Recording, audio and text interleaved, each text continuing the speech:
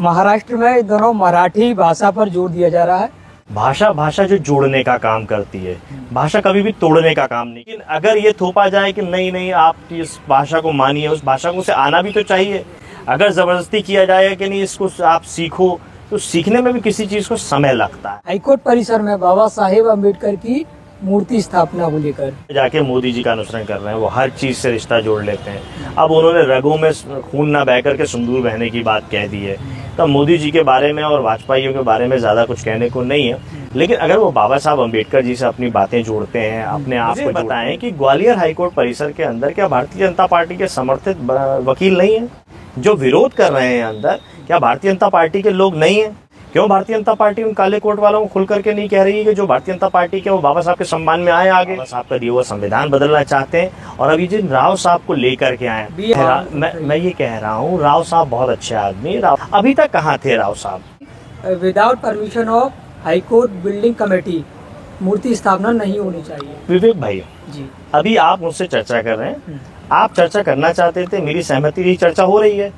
अब अगर इनको ये लग रहा है कि नहीं साहब सहमति नहीं बनी है, अनुमति नहीं ली गई है, सहमति अनुमति ले लेना, आगे आए, विरोध क्यों कर रहे हैं? पहले तो यही लोग हैं जो मना कर रहे हैं, यही तो नहीं चाहते कि बाबा साहब की मूर्ति लगे। बाबा साहब अम्बेडकर ने खुद मनुस्मृति जलाई है। सीधा सा चीज है, देखिए कावड़ यात्रा है, जो कावड़ यात्री है हमारे, वो भोले बाबा की शरण में जाना चाहते हैं, जल लेकर के उनको जल चढ़ाएंगे, जल अभिषेक करेंगे। उन्हें मालूम है कहाँ शुद्ध पानी मिलेगा, कहाँ शुद्ध भोजन मिलेगा। और किसी मुसलमान का है, ईसाई का है, उनको जाना होगा खाएंगे, खाना होगा खाएंगे, पंडित जी लिखा है तो जाना होगा जाएंगे, नहीं जाना होगा नहीं जाएंगे। करके आप नाम लिखवा करके क्या यादवों से जो कथा नहीं करवाना चाहते, जिनकी आप शिखा काट देते हो, जिनके आप केश काट देते हो। सनातनी परंपरा की अगर मैं बात करूं तो मतलब किसी हिंदू की अगर आपने शिखा काट दी मतलब गर्दन काट दी, तो एक हिंदू की गर्दन कट गई और ये हिंदू धर्म के ठेकेदार सरकार कुछ कर नहीं पा रही है। ये भारतीय जनता पार्टी आतंकवादी लोगों का संगठन है। प्रज्ञा ठाकुर उसका बड़ा प्रमाण पत्र है। क्या कारण है कि गाजियाबाद से गजरौला तक, गाजियाबाद से लेकर हरिद्वार तक स्कूलों को बंद करना पड़ता है? अगर कांवड़ यात्रा चल रही है तो स्कूल बंद क्यों?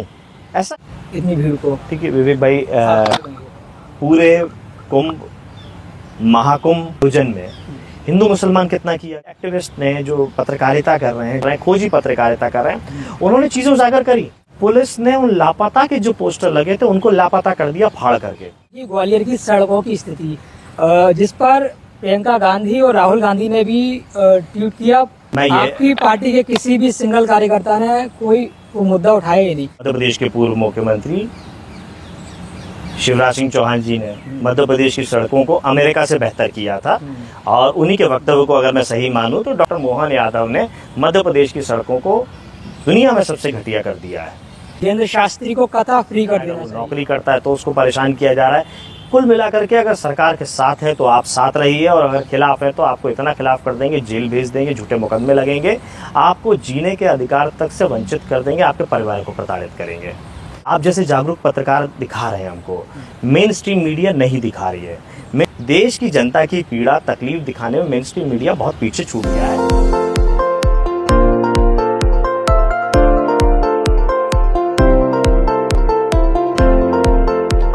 इस वक्त मेरे साथ समाजवादी पार्टी के राष्ट्रीय प्रवक्ता यश भारतीय जी मौजूद हैं। यश जी, महाराष्ट्र में दोनों मराठी भाषा पर जोर दिया जा रहा है। मराठी भाषा को लेकर वहाँ दुकानदारों के साथ अभद्रता हो रही है, मारपीट हो रही है, ग्राहकों के साथ मारपीट हो रही है। महाराष्ट्र नवनिर्माण पार्टी के कार्यकर्ता इस पर लगातार दबाव बना रहे हैं। आप क्या देखिए, हमारे यहाँ शिक्षा की बात होती है, और जब शिक्षित व्यक्ति से बात करते हैं तो वो कभी भी इस तरीके की बातें नहीं करता। ये जो बातें, ये तो एक तरीके से अशिक्षित व्यक्ति कर रहा है। भाषा जो जोड़ने का काम करती है, भाषा कभी भी तोड़ने का काम नहीं करती, चाहे वो क्षेत्रीय भाषा हो, चाहे वो राष्ट्र भाषा हो, चाहे वो अंतर्राष्ट्रीय भाषा हो। तो ये भाषाएं जोड़ने का काम करती हैं। वो भाषा जो हम बोले और दूसरा समझे, और वो भाषा जो एक बोले और दूसरा ना समझे और वो किसी पे थोपी जाए, तो कैसे जोड़ पाएगी? जुड़ने के लिए तो जोड़ने का काम करना पड़ेगा ना। भाषा जो पुल का काम करेगी कि एक आदमी को दूसरी जगह पहुंचाने के लिए बिना विवाद के, बिना अवरोध के आसानी से आदमी पहुंच सके। लेकिन अगर ये थोपा जाए कि नहीं आप इस भाषा को मानिए, उस भाषा को से आना भी तो चाहिए। अगर ज़बरदस्ती किया जाएगा कि नहीं इसको आप सीखो, तो सीखने में भी किसी चीज़ को समय लगता है। और अगर हम देश को क्षेत्र के हिसाब से, धर्म के हिसाब से, जाति के हिसाब से बांटने की बात करेंगे तो सर्वधर्म सद्भाव की कैसी बात कर पाएंगे। जो विभिन्नताओं के साथ में, जो तमाम भिन्नताओं के साथ में हमारे देश का गुलदस्ता बना हुआ है, जहाँ सभी संप्रदाय, पंथ, जाति के लोग रहते हैं, वो कैसे एक हो पाएंगे। कहा जा रहा है कि खासकर हिंदुओं को वहाँ टारगेट किया जा रहा है। नहीं, देखिए, हिंदू मुसलमान वाली बात मैं नहीं करूँगा, मैं तो भाषा की बात तक रहूँगा। अब हमारी पुरानी कविताएं हैं, पुरानी किस्से हैं, पुराने लोगों के श्लोक हैं, अन्य बातें हैं कि कोस कोस में पानी बदलता है और भाषा नीर के समान है। तो और कई बार किस्से कहानियों में हम लोग एक दूसरे को कह देते हैं इसने घाट घाट का पानी पिया है। मतलब वो व्यक्ति जिसने घाट घाट का पानी पिया, मतलब जिसका इतना लंबा चला उसको तजुर्बा होगा, इसीलिए कहा जाता है घाट घाट का पानी पिया। और भाषा हर किलोमीटर में बदलती है, संस्कृति हमारी हर किलोमीटर में बदलती है। तो ये सब हमारे देश की विभिन्नता हैं और इसको आप तोड़ने की कोशिश करोगे तो जो पुराने रीति रिवाज हैं, जो हमारे पूर्वजों ने विरासत को संभाला हुआ है, जहाँ इतनी भाषाएं, इतनी संस्कृति संभली हुई है देश के अंदर, वो टुकड़े टुकड़े पे बट जाएंगी। और ये सब हो रहा है भारतीय जनता पार्टी की सरकारों में। इंदौर के एक सांसद हैं, उन्होंने देश की संसद के अंदर, लखनऊ लोकसभा के अंदर ये बात कही, सिंधी में भाषण देते हुए कहा कि सिंध भाषा के आधार पर सिंधी लोगों के लिए एक अलग से प्रांत बना दिया जाए, प्रदेश बना दिया जाए। भारतीय जनता पार्टी ने क्या कार्रवाई करी, उन्हें अगली बार टिकट दोबारा दे दिया। यानी जो देश क्षेत्र के नाम पे, भाषा के नाम पे तोड़ने की बात करे, उसको दोबारा टिकट दे दीजिए इनाम के तौर पे। वैसे ही महाराष्ट्र में हो रहा है, जो भाषा के आधार पे, क्षेत्र के आधार पे मारपीट करेगा उसे और आगे बढ़ाया जाएगा, उसे और तरक्की दी जाएगी। ये सारे लोग कहीं ना कहीं भारतीय जनता पार्टी के समर्थक और भारतीय जनता पार्टी में रहे, आज नहीं है ठीक है, लेकिन फले फूले भारतीय जनता पार्टी की सरकार और सत्ता में है। अच्छा, पहली बार महाराष्ट्र में राज ठाकरे और उद्धव ठाकरे, दो भाई एक मंच पर एक साथ नजर आए हैं, आप इस पर क्या बयान देंगे? तो समाजवादी पार्टी तो जोड़ने में खुश होती है, तो लोग मिल रहे हैं, अच्छी बात है। परिवार के लोग हैं, मिल रहे हैं, अच्छी बात है। मिलें, देश की तरक्की करें, प्रदेश की तरक्की करें, परिवार की तरक्की करें। हर अच्छा व्यक्ति यही चाहेगा, लेकिन बेमनस्ता ना फैले, समाज में दूरियां ना हो, ये हम सबकी जिम्मेदारी है, मिलजुल करके जिम्मेदारी है। जो भी ऐसा करे उसको सुझाव दें, समझाएं, और नहीं मानता है तो विरोध करें। अच्छा, मध्य प्रदेश में एक मुद्दा काफी चर्चा का विषय बना हुआ है। ग्वालियर हाईकोर्ट परिसर में बाबा साहेब अम्बेडकर की मूर्ति स्थापना को लेकर लगातार एक पक्ष विरोध कर रहा है और एक पक्ष उसकी मूर्ति स्थापना की मांग कर रहा है। अब ये पूरा मुद्दा राजनीतिक हो गया है, क्योंकि अभी कांग्रेस ने एक सत्याग्रह उपवास किया और वहीं भारतीय जनता पार्टी कह रही है कि हम बाबा साहेब का सदैव सम्मान करते हैं। आज कल ज्योतिरादित्य सिंधिया जो देश के केंद्रीय मंत्री हैं, वो उनका ग्वालियर आगमन हुआ था, उन्होंने भी एक बयान दिया था कि मराठा समाज का बाबा साहेब अम्बेडकर का खून का संबंध है, रक्त का संबंध है। तो आखिर कैसे संबंध है ये मोदी पार्टी के लोग? ये भाजपा में जाके मोदी जी का अनुसरण कर रहे हैं, वो हर चीज से रिश्ता जोड़ लेते हैं। अब उन्होंने रगों में खून ना बह करके सिंदूर बहने की बात कह दी है। तो मोदी जी के बारे में और भाजपाइयों के बारे में ज्यादा कुछ कहने को नहीं है, लेकिन अगर वो बाबा साहब अम्बेडकर जी से अपनी बातें जोड़ते हैं, अपने आप को जोड़ते हैं, जितने भी भाजपाई हैं, एक की ज्योतिरादित्य सिंधिया जी की नहीं, मैं सब की बात करूं, जितने भी भाजपाई हैं, मुझे बताएं कि ग्वालियर हाईकोर्ट परिसर के अंदर क्या भारतीय जनता पार्टी के समर्थित वकील नहीं है जो विरोध कर रहे हैं अंदर? क्या भारतीय जनता पार्टी के लोग नहीं है? अगर भारतीय जनता पार्टी के लोग नहीं तो वो काले कोट वाले समर्थन क्यों नहीं कर रहे? क्यों भारतीय जनता पार्टी उन काले कोट वालों को खुल करके नहीं कह रही है कि जो भारतीय जनता पार्टी के वो बाबा साहब के सम्मान में आए आगे? क्यों विरोध कर रहे हैं? और जितने लोग बाबा साहेब को संविधान निर्माता मानने से ही अस्वीकार कर रहे हैं। मैं आपसे ये कह रहा हूँ कि जितने लोग विरोध कर रहे हैं, जितने भी विरोध कर रहे हैं, उनका आप पीछे का बैकग्राउंड राजनीतिक देख लीजिए या वर्तमान देख लीजिए, वो भारतीय जनता पार्टी समर्थित निकलेंगे। तो भारतीय जनता पार्टी बताए ना, ये दोहरे मापदंड क्यों कि पीछे से आप इंजेक्शन लगाओगे किसी और तरीके का और सामने से दवाई दोगे आप किसी और तरीके के। तो ऐसा खतरनाक डॉक्टर से कौन इलाज कराना चाहेगा कि सामने तो दिखाए कि मैं आपका अच्छा इलाज करा रहा हूँ, पीछे से मारने का खून का इंजेक्शन ऐसा लगा दे कि जिससे आदमी मर जाए। तो ये बाबा साहब के साथ मानने के जो ढोंग कर रही है भारतीय जनता पार्टी, ये ढोंग सबको दिख रहा है। इसीलिए उत्तर प्रदेश की जनता ने, जो पीडीए की जनता है, उसने ये समझ लिया है कि कि ये ढोंग कर रहे हैं, बाबा साहब का दिया हुआ संविधान बदलना चाहते हैं। और अभी जिन राव साहब को लेकर के आए, BN राव की मूर्ति स्थापना की, मैं ये कह रहा हूँ, राव साहब बहुत अच्छे आदमी, राव साहब ने बहुत कुछ योगदान दिया होगा। अभी तक कहाँ थे राव साहब?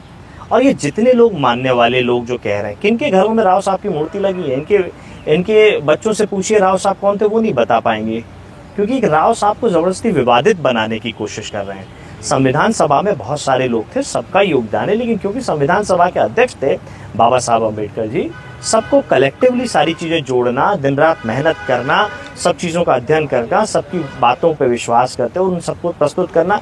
घंटों की चर्चा हुई लोकसभा और राज्यसभा के अंदर, सदन के अंदर घंटों की चर्चा, तब ये हमारा संविधान लागू हुआ है। मेरा इसमें ये सवाल है कि एक पक्ष तर्क दे रहा है कि हाई कोर्ट बिल्डिंग परमिशन के बगैर, यानी कि without permission of high court building committee मूर्ति स्थापना नहीं होनी चाहिए। हम उसका खुला विरोध करते हैं, मूर्ति स्थापना नहीं होगी। और जबकि दूसरा पक्ष ये कह रहा है कि पूर्व जस्टिस कैद साहब ने, मध्य प्रदेश के पूर्व जस्टिस जो रहे हैं, उन्होंने कहा था कि मूर्ति स्थापित की जाए, उसके लिए आप प्रक्रिया बढ़ाएं। तो ये द्वंद्व कैसे छिड़ गए दोनों में? विवेक भाई जी, अभी आप मुझसे चर्चा कर रहे हैं, आप चर्चा करना चाहते थे, मेरी सहमति नहीं, चर्चा हो रही है। अब अगर इनको ये लग रहा है कि नहीं साहब सहमति नहीं बनी है, अनुमति नहीं ली गई है, सहमति अनुमति ले लेना, आगे आए, विरोध क्यों कर रहे हैं? कितना समय लगेगा सहमति अनुमति लेने में? पक्ष मूर्ति लगाने वाला और विपक्ष जो सहमति नहीं रखता है कि मूर्ति लगनी चाहिए, अगर केवल ये चाहते हैं कि अनुमति के अनुसार चलिए, दोनों पक्ष जाके अनुमति लेने, कौन मना करने वाला है?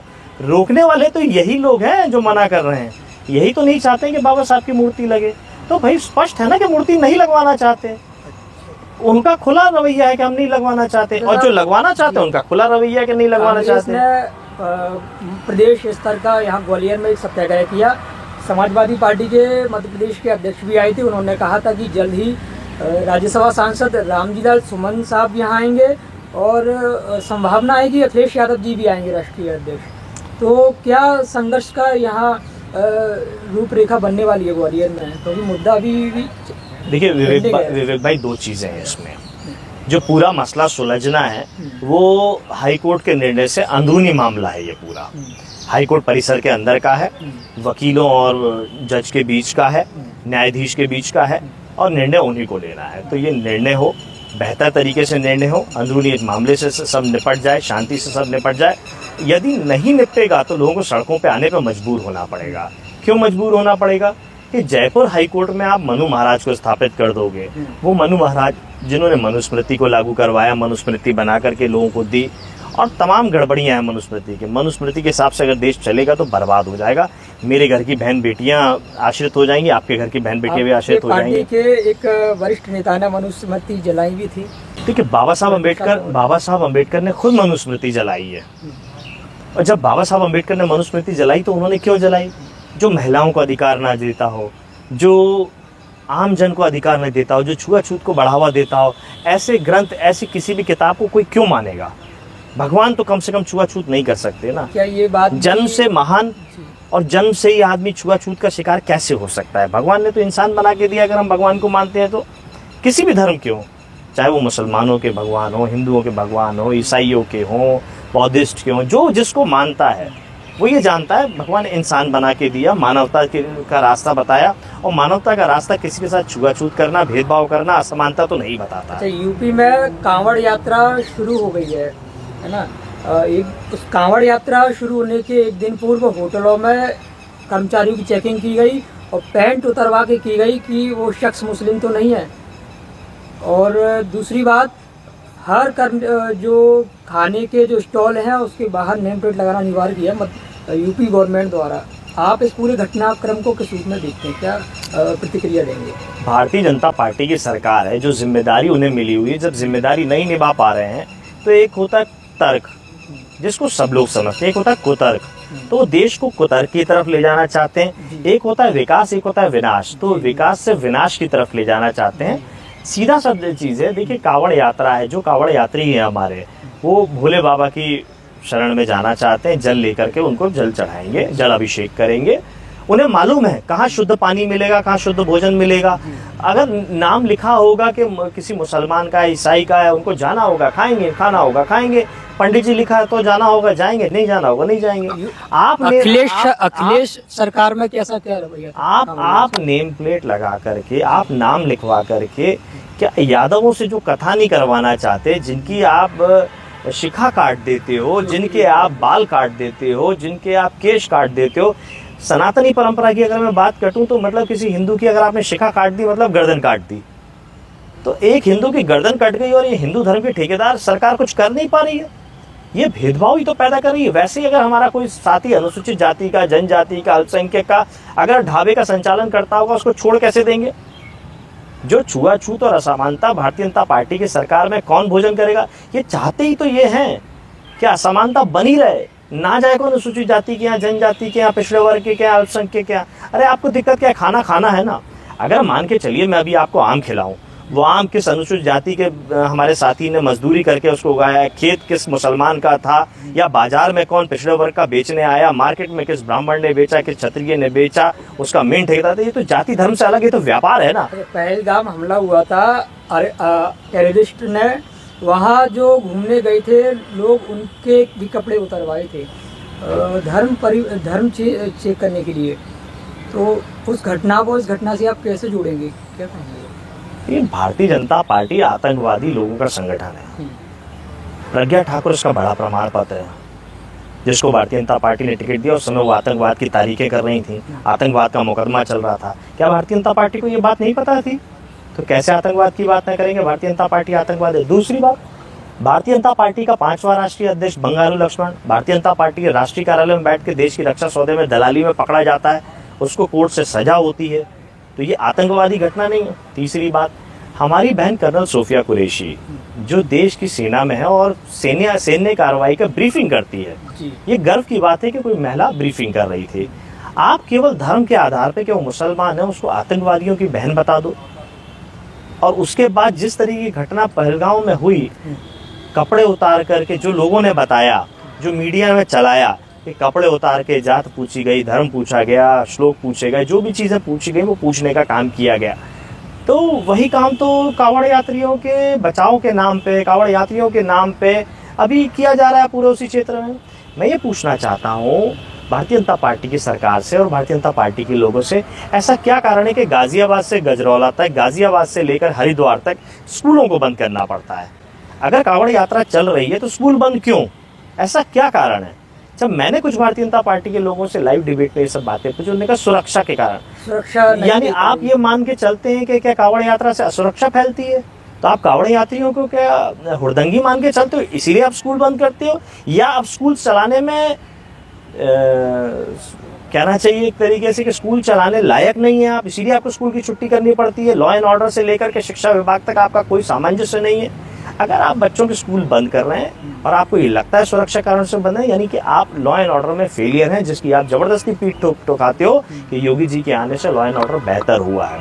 असुरक्षा का माहौल आपने खुद ने बनाया, चाहे बहन बेटियों के लिए हो, चाहे व्यापारियों के लिए हो, चाहे अब तो पुलिस खुद ही गुंडाई कर रही है।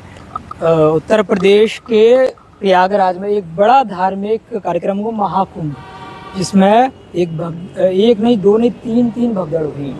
उसमें काफ़ी लोगों की जान भी गई, काफ़ी लोगों ने अपने परिवार के सदस्यों को गंवाया।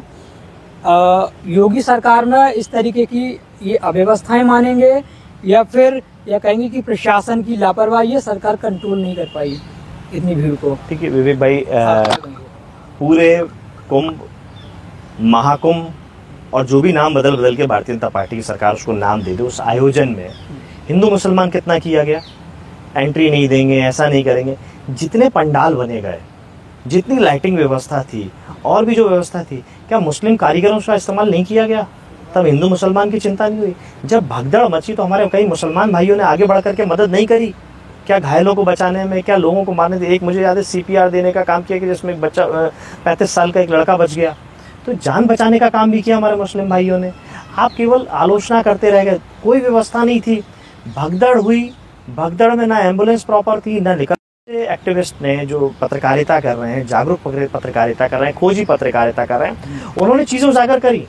कई लोगों को नगद पैसा दिया गया, कई लोगों को ये दबाव डाला जा रहा है कि आप बताइए कि नेचुरल डेथ हुई थी, किसी को हार्ट की प्रॉब्लम थी, किसी को कुछ प्रॉब्लम थी, ये दबाव क्यों डाला जा रहा है, क्यों इन आंकड़ों को छुपाया जा रहा है। अगर मृत्यु भगदड़ से हुई है तो हुई है, और उनको मदद देनी चाहिए उन परिवार को जिन्होंने अपने प्रियजन को खोया।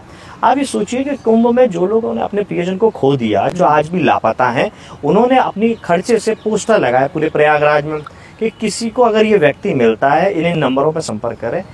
पुलिस ने उन लापता के जो पोस्टर लगे थे उनको लापता कर दिया फाड़ करके, कि कोई पढ़ ना पाए, कोई देख ना पाए।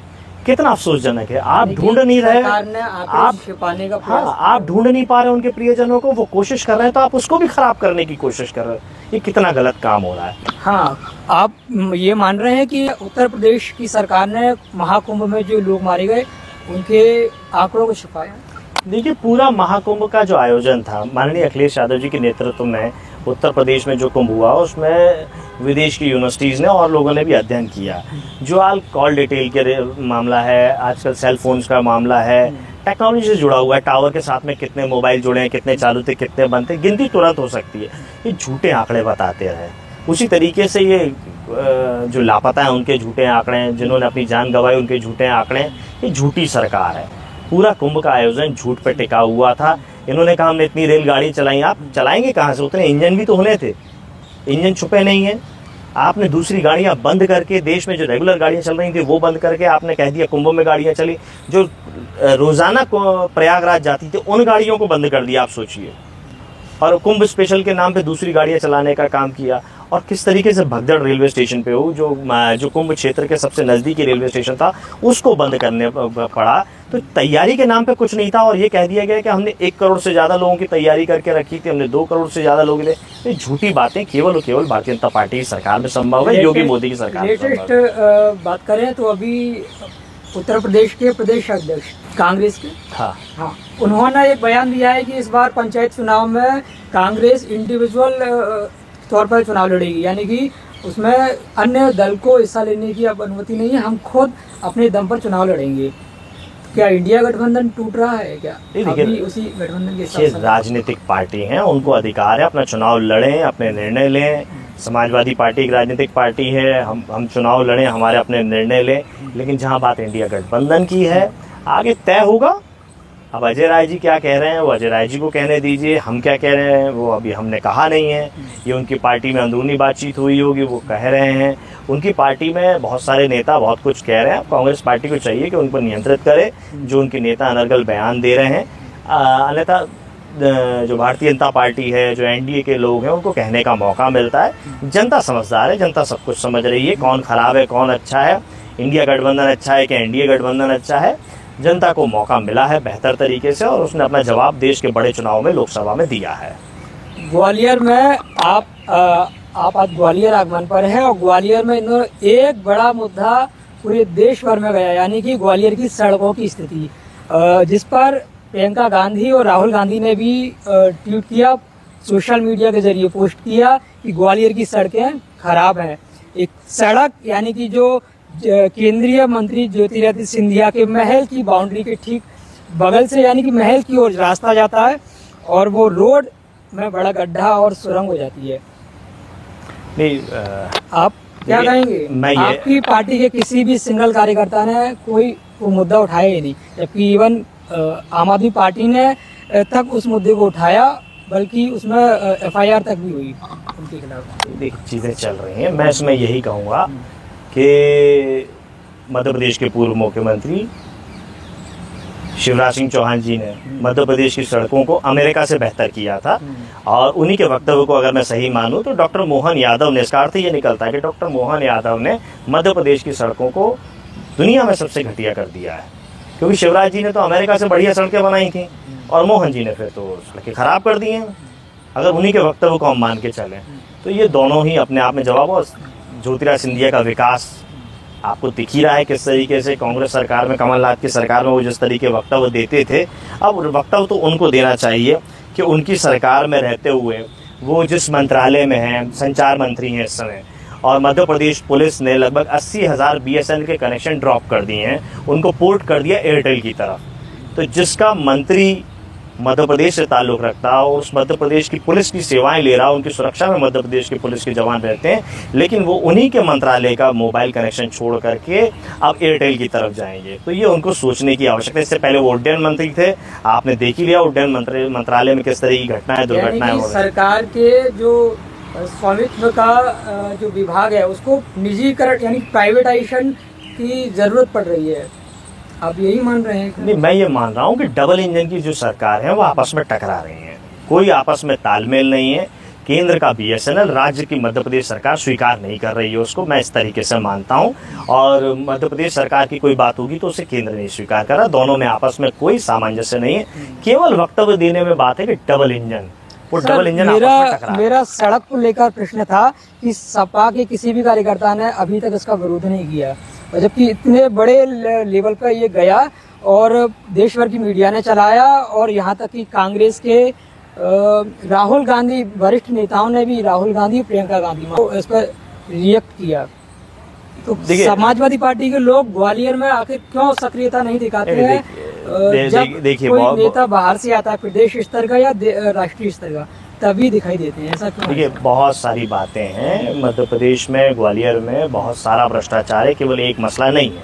अगर कांग्रेस पार्टी के लोगों ने उठा लिया, आम आदमी पार्टी के लोगों ने उठा लिया तो ठीक है ना, राजनीतिक वो भी हमारे भाई हैं। हमारी सबकी लड़ाई सत्ता के खिलाफ है, जो गलती करेंगे हमारा काम है उजागर करना। तो लोकतंत्र के, हाँ ठीक है ना, अगर उन्होंने उजागर किया तो आप समझ लीजिए हमारी बात उनके विरोध में साथ में जुड़ी हुई है। आज ही 1 तारीख से घटना चल रही है, भारतीय जनता पार्टी के जिला अध्यक्ष ग्वालियर के जैन मंदिर के अंदर कब्जा करने की कोशिश कर रहे हैं। आप बताइए कौन सी पार्टी आगे आई? वहाँ समाजवादी पार्टी आगे आई है। मैं खुद अपने प्रदेश के और जिले के जो हमारे ग्वालियर निवास रहते हैं समाजवादी पार्टी के लोग, हम सब लोग गए वहाँ, पीड़ितों से मिले, किस तरीके से उनके जो मंदिर है उस प्रांगण पे कब्जा करने की कोशिश की जा रही है, तोड़ फोड़ की गई। अब वहाँ पुलिस बैठी हुई है और पुलिस ने वहाँ सुरक्षा देने का काम किया और सब चीज़ों को रोका है।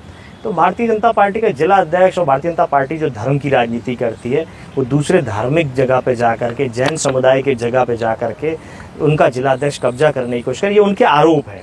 आखिरी सवाल और लूंगा, आपके पार्टी के राष्ट्रीय अध्यक्ष अखिलेश यादव जी का जन्मदिन था और उन्होंने मीडिया के सामने एक बयान दिया कि मैं ये कहूँगा कि धीरेन्द्र शास्त्री को कथा फ्री कर देना चाहिए, आप क्या कहेंगे? देखिए, जिनको कथा सुननी है, जिनको धर्म के बारे में जानना है, ये कथा के माध्यम से अगर प्रचार प्रसार हो रहा है तो इतने बड़े बजट के साथ में कोई भी कथा नहीं कर पाएगा। आप ग्वालियर में देखिए, करोड़ों के रुपए से लोगों ने कथा कराई। आपके बड़ा गांव क्षेत्र में जो मैं जानता हूँ, वहाँ पे अन्य क्षेत्रों पे बड़ी बड़ी कथाएं करी जिनमें करोड़ों का बजट लगा। अब करोड़ों का बजट आम धर्म प्रेमी का तो नहीं हो सकता, जो आर्थिक रूप से कमज़ोर है। तो अगर ये कथाएं सरल हो जाएंगी, सस्ती हो जाएंगी, तो आम धर्म प्रेमी भी कर पाएगा, धर्म के बारे में बेहतर जान पाएगा, सनातन के बारे में बेहतर जान पाएगा। तो अगर ये वाकई में सब लोग बाबा जितने हैं जो कथावाचक हैं फ्री में करेंगे, तो वही माननीय अखिलेश यादव जी ने कहा, तो धर्म की अगर हम बात करते हैं तो फ्री में करें, निःशुल्क करें, तो बेहतर लोग धर्म से जुड़ पाएंगे और बेहतर सब धर्म को जान पाएंगे। अच्छा, मध्य प्रदेश में आगामी चुनाव को लेकर कोई संगठन विस्तार है क्या? अभी लगातार हमारा काम चल रहा है। आप देख रहे हैं भारतीय जनता पार्टी की सरकार के विरोध में जो भी आवाज़ उठाता है उस पर केस, अभी आपने बताया सड़क के खिलाफ कुछ लोग उठे, उन पर मुकदमा दर्ज हो गया, FIR हो गया।